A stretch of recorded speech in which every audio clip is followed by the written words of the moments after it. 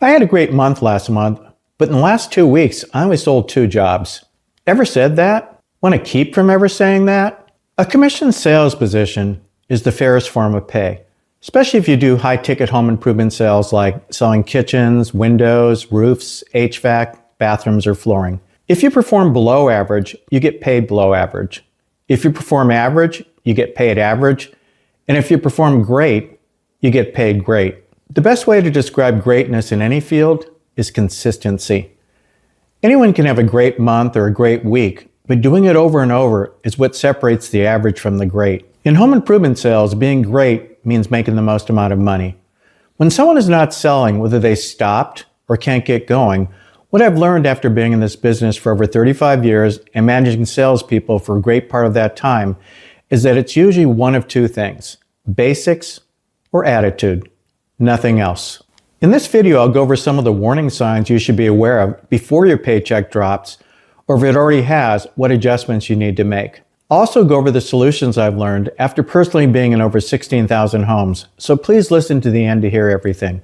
Now, if you want to keep getting home improvement sales advice to help you make more money, please subscribe and like to help me. Also, if you want my full training program with a double your money back guarantee, check out the link in the description below.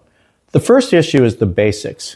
You've gotten away from the fundamentals. That means doing every step in order and not leaving anything out. The easiest way to do that is to have some type of structured sales presentation that you follow. Now, structure doesn't mean canned or annoying to the customer. That means having a system you can follow to be consistent in how you explain things. The key basics are keeping the right order and not skipping any steps, and being thorough in doing what the steps are meant to do. It's not what you say when you do your company story, but are they sold in your company so that when you're done and when you say, "Are we the type of company you want to do business with?" that they give you a definite yes. Being thorough means you aren't forgetting the details in your product demo that helps build value, like how your windows are fuse welded, that your kitchen drawers are full extension and self-closing, and that your HVAC system includes a new pad for the condenser. Little things together are what makes big value. I hate to be mean, but have you gotten lazy? Are you jumping all over the place and showing them the product, then asking some questions you think are good, then explaining the company, and then giving them the price? Or even worse, have you gotten sloppy and just report, show them the product, and then quote payments? The problem with selling in the home is that in most cases you're out there doing it by yourself and have nothing to compare to. If one day you let something slide or skip a step, you might not even realize it. Compounded over time, you may have gotten so far away from the basics that the only way you know it is because your sales have plummeted. I still remember watching a kitchen rep and after leaving the house saying to her, "So when did you stop showing them samples of the door and letting them pick out any colors?" OMG. Review your training again. In some cases, I may actually write down all the steps and follow them in the home, just like when I was a new rep. Now, if you don't mind, I have some notes here to make sure I don't leave anything off that you need to know. There are some other basics besides the sales presentation.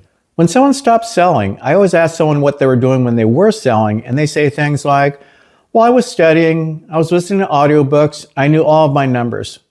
You already know what they say when I ask, "How much of that are you doing right now?" Success, like life, is that it's about cause and effect. For every effect, there is a cause, and by changing what you do or the cause, you can change the effect. When you find something that works, don't stop, and if it's not working, change it. So if you're in trouble, go back to the basics. The second reason you're not selling is that your attitude is bad. I'm not saying that you're a negative Nelly, but the more subtle signs. You've all heard not to pre-qualify a lead. That's a rookie mistake. There's no way you can tell at the beginning if it's a sale or not. How can you? If anything, this is a game of opposites. The ones you think are going to buy never do, and the ones you think won't buy always do. That's why my biggest buying sign is when a customer says at the beginning, "Well, I just want to let you know that we're not going to buy anything tonight." Cha-ching. It's not that much different if halfway through the sales call you begin to think it's a waste of time and that they aren't buying. Or if in the close you start to think, "Another one going nowhere." That's just as bad as pre-qualifying at the beginning. When I start to think that, my experience tells me that I'm in trouble, not just in that call, but my attitude in general is weakened. The key is that you're no longer giving 100% the whole time in the home. It doesn't matter if you do it from the start or halfway through. What pre-qualifying really means is that you give up. The one thing that helps me stop this is that I know that no leads is a waste of time unless I make it that way. People let you in their home are really serious or you wouldn't be there. It's a huge violation of their personal space. When is the last time you let a stranger come inside your home in this day and age? And if you did, would it be a whim? Or would you have to be pretty serious about something to let that happen? I know for a fact that they aren't happy with their current situation and they don't have a solution for it. I wouldn't be there. Period. The fact that you're there means they have a need. When you pre-qualify because of a bad attitude, usually from not making sales, they close you instead of you closing them. You start to think, oh, it's another one of these. Each appointment is a separate entity that has nothing to do with the ones before or the ones after. When you start to group them together, your attitude has become weakened. It's like you start to say, you customers are all the same. It's like you've become a home improvement racist by lumping everyone together. These people never buy.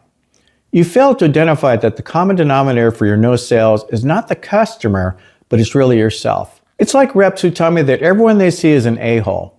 I tell them, well, let's have a focus group. Everyone you see is that way.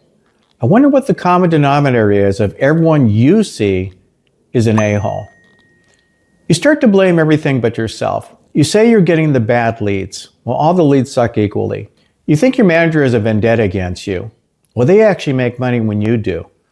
Or the biggest sign of all, you're looking for other opportunities. Sales is full speed, and if you're looking at other opportunities, you really aren't in the game. It's like saying that you'll try this for a month, and if it doesn't work out, you'll do something else. It's funny that I talk to people who tell me how committed they are, but then in the same sentence, they tell me they had 2 interviews that week. That's why when I hired people and they wanted to keep a part-time job as a backup, it sounded mean, but I told them the only way I would hire them is if they quit their other job and this job became a do or die. It sounds harsh, but that's really the only way to give someone the best chance of making it.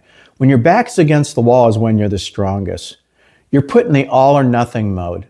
That's the only way to succeed in a job this hard. I hope this video helped you get back on track if you got off, and what to be sure to stay focused on to make sure you don't get off track. If you want to dig deeper into what I feel are the basics you never want to forget, watch the video on the psychology of the one-call close.